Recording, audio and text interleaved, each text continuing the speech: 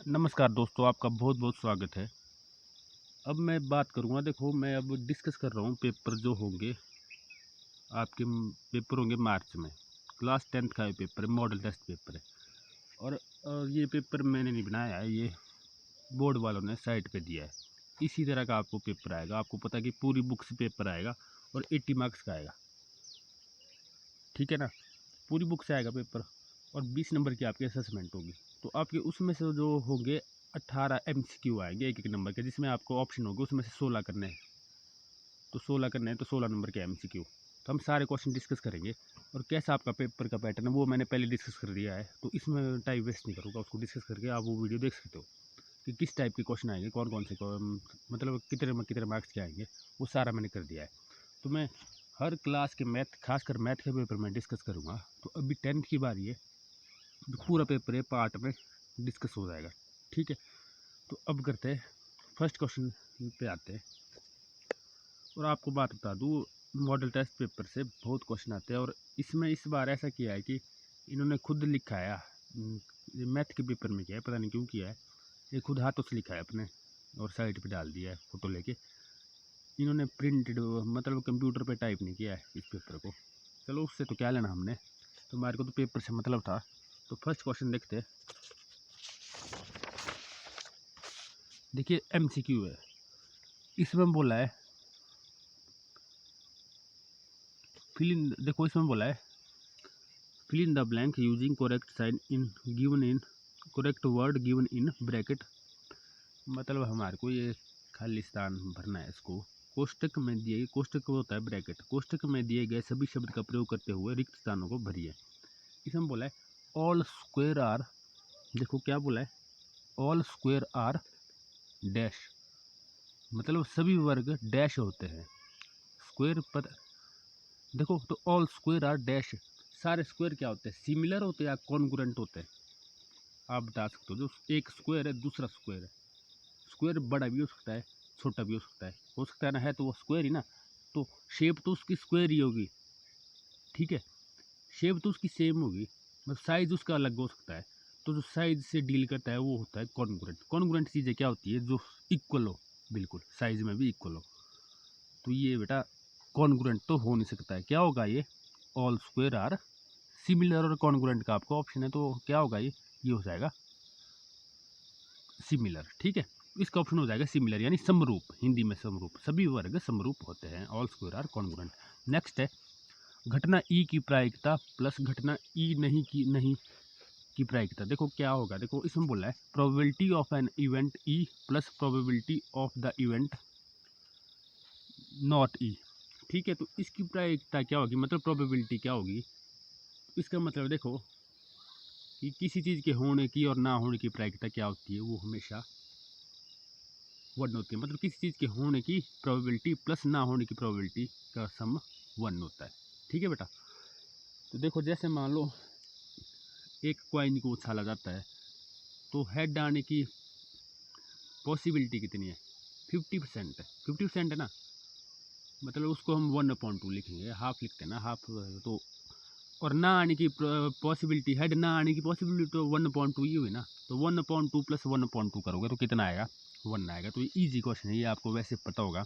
तो इसका आंसर हो जाएगा, देखो ये ऑप्शन दिए 0 1 -1, तो इसका आंसर हो जाएगा 1 हो जाएगा। अब नेक्स्ट चलते हैं क्वेश्चन नंबर, इसमें MCQ में जो थर्ड है, निम्नलिखित में से कौन सा रैखिक बहुपद है। तो which of the following is a linear polynomial. Linear मतलब, लीनियर का आपको सुना होगा आपने। लीनियर का मतलब होता है बेटा, देखो एक्स होता है जो, अगर उसकी पावर 1 है तो वो लीनियर बोला जाता है, अगर 2 है तो क्वाड्रेटिक बोला जाता है, अगर 3 है तो क्यूबिक बोला जाता है। तो अब जैसे, अब जहाँ पे एक्स की पावर 1 होगी वही इसका आंसर होगा। देखो यहाँ पे है एक्स है ना, देखो इसकी पावर कितनी है, कुछ नहीं है तो क्या होगी, 1 होगी ना बेटा। आपको बताया कि अगर पावर कोई ना हो तो क्या है, 1 है। तो इसका मतलब ये है लीनियर पॉलिनोमियल। 1 लिखने की जरूरत नहीं होती पावर में, ठीक है, आपको पता होगी ये बात। तो लीनियर पॉलिनोमियल होगा ऑप्शन बी। देखो ऑप्शन ए क्यों नहीं है, इसमें 2x² है, तो ये तो क्वाड्रेटिक है। लीनियर तो वही होगा जिसकी पावर 1 होगी एक्स में। और ये क्यों नहीं है सी, देखो यहाँ पे एक्स में क्या लगा है, अंडर रूट लगा है। एक्स में रूट नहीं होना चाहिए लगा हुआ, चाहे देखो बी ऑप्शन है तो इसमें 2 में रूट लगा है, ये चल पड़ेगा, पर एक्स में रूट नहीं होना चाहिए लगा हुआ, एक्स में रूट लगा है तो इसका मतलब है कि इसकी पावर कितनी है, रूट की पावर कितनी होती है बेटा हमेशा, एक्स की पावर एक्स में रूट लगाएं तो इसका मतलब है कि एक्स की पावर कितनी है 1/2। ये बात आपको पता होगी कि नहीं होगी, ये मेरे को नहीं पता, तो ठीक है, पर आप ये ध्यान रखिए कि पावर 1 होनी चाहिए एक्स की, रूट नहीं होना चाहिए उसमें लगा हुआ, एक्स में नहीं होना चाहिए, बाकी टर्म में हो सकता है आगे जैसे 2 में लगा हुआ, ठीक है ना। तो इसका ऑप्शन हो जाएगा एक्स प्लस √2। लीनियर मतलब रैखिक, हिंदी में इसको रैखिक बोला जाता है, ठीक है। रैखिक मतलब इसकी पावर घात 1 हो एक्स में या वाई में, ठीक है। अब नेक्स्ट है द्विघात समीकरण ax² plus bx plus c is equal to 0 में यदि b² minus 4ac greater than 0 हो तो समीकरण के मूल होंगे।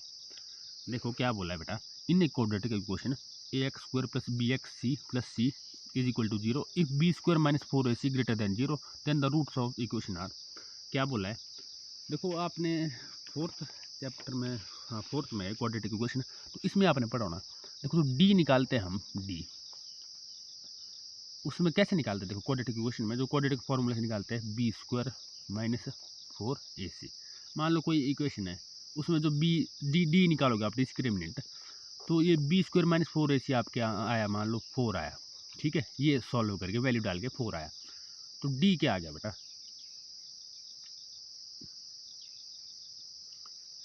अगर डी देखो ग्रेटर देन 0 आया, इस केस में क्या आएगा, डी ग्रेटर देन 0, 4 0 से बड़ा है ना, तो इसके बेटा कितने होते हैं, उसमें भी लिखा है कि 2 रूट होते हैं, हमारे को डी से पता लग जाता है कि इसके कितने आंसर आएंगे, ठीक है ना। तो एक्स की 2 वैल्यू आती है, वो भी अलग अलग वैल्यू आती है, रूट आती है, मान लो एक 1/2 आएगी, एक 3 आएगी, सेम नहीं आएगी, ठीक है ना। अगर जो ये डी है ये 0 के इक्वल आता है, क्या आ जाती है वैल्यू, तब भी 2 वैल्यू आएगी, पर आएगी वो सेम ही आएगी, 1/2 या 3 आएगी या 4 ही आएगी, ठीक है। तो इसका क्या हो जाता है, मतलब एक ही वैल्यू हुई ना, एक हिसाब से है तो 2 ही है, पर सेम ही हुई तो एक ही वैल्यू मानी जाएगी। अगर डी आ जाए, डी आपका 0 आ जाए, सॉरी 0 से छोटा आ जाए, मतलब ये तो पेन चल रहा है, डी अगर आपका -4 आ जाए या -3 आ जाए तो 0 छोटा हो गया, तो अब इसकी कोई वैल्यू नहीं आएगी, उसके बाद तो हम सॉल्व भी करना छोड़ देते हैं, सॉल्व नहीं किया जाता है, डी में ही पता लग जाता है, ठीक है बेटा। तो अब इसका देखो यहाँ पे क्या हो जाएगा, अगर डी बोला है ना ग्रेटर देन, देखो b² माइनस 4ac ये होता है, डी होता है एक्चुअल में, पता है ना आपको। अगर ये 0 से बड़ा है तो क्या हो गया, पहला ऑप्शन है 2 रियल एंड इक्वल रूट्स, मतलब 2 बराबर वास्तविक मूल, कोई वास्तविक मूल नहीं, मतलब no real root, 2 real and different root, ये होता है बेटा। देखो सी 2 बोला ना मैंने कि अगर डी 0 से बड़ा है तो अलग अलग वैल्यू आएगी और 2 वैल्यू आएगी, ठीक है। अगर डी 0 के बराबर है तो 2 बराबर वैल्यू आएगी, ठीक है। अगर 0 से छोटा है यानी माइनस में डी तो कोई भी वैल्यू नहीं आएगी, ये बी ऑप्शन में जो इसका ऑप्शन हो जाएगा सी, ठीक है। मूल मतलब जो आप एक्स की वैल्यू निकालते हो ना लास्ट में क्वाड्रेटिक इक्वेशन में, एक्स की वैल्यू है तो उसको बोलते हैं मूल बेटा, रूट उसको बोलते हैं, ठीक है।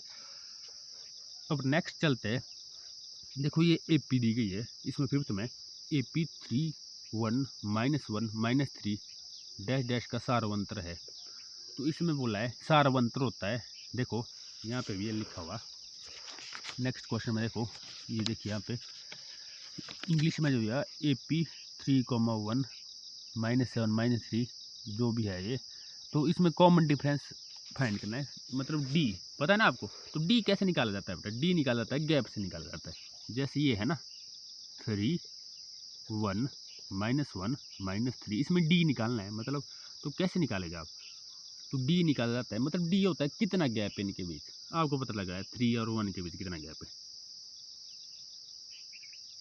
कितने का गैप है इनके बीच, तो 2 का गैप है, पर ध्यान देना ये AP पीछे को जा रही है, देखो 3 से 1 को आ रहा है तो -2 का गैप होना इनके बीच, ठीक है ना। तो डी निकाला कैसे जाता है वो तो देख के पता लग जाता है, देखो डी A2 माइनस ए हो ना, आप A3 -A4 भी कर सकते हो, सॉरी A4 -A3 भी कर सकते हो, A5 -A4 भी कर सकते हो, तो डी किसी से भी आ जाएगा। देखो A2 कितना है यहाँ पे बेटा 1, और यहाँ पे A1 कितना है 3, तो 1 -3 कितना आएगा -2, तो सारवंतर यानी डी आ गया आपके, कॉमन डिफरेंस बोलते हैं जिसको, टू आ गए। अंतर का मतलब बेटा डिफरेंस, तो डिफरेंस होता है इनके बीच जो एपी की टर्म है, ठीक है। अब नेक्स्ट लेते हैं सिक्स्थ। देखो इसमें बोला है, देखो एक तो ढंग से दिखने ना, इसमें क्या करें इन्होंने ऐसे लिख के दिया है पेपर। तो volume of a sphere is, जो स्फीयर का वॉल्यूम होता है, देखो गोले का आयतन का सूत्र है, मतलब फॉर्मूला क्या है वॉल्यूम ऑफ स्फीयर का, आपको पता है, ये सीधी बात है 4/3 पाई आर क्यूब।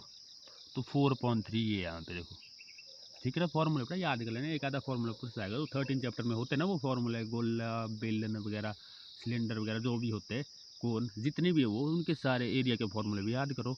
तो वॉल्यूम के भी एक क्वेश्चन का पूछा जाएगा, एक मार्क्स का पूछा जाएगा, ठीक है। तो ये होगा सिक्स्थ, ठीक है। तो थोड़ी वीडियो थोड़ी लंबी हो रही है तो हम इतनी रखेंगे इसको। तो बाकी नेक्स्ट वीडियो में दूसरा पार्ट आएगा, ऐसे पार्ट वाइज ये सॉल्व होगी। तो मैं डिटेल में सॉल्व कर रहा हूँ तो थोड़ा टाइम तो लगेगा बेटा, तो आपको पेशेंस तो होना चाहिए, तो आप पेपर में भी काम आएगा। नहीं तो मैं सीधे आंसर बता सकता हूँ, तो उस चीज़ का कोई फ़ायदा नहीं है, ठीक है। फिर भी आपको कोई डाउट बचता है, कोई क्वेरी हो तो आप पूछ सकते हो, कमेंट कर सकते हो। Thank you.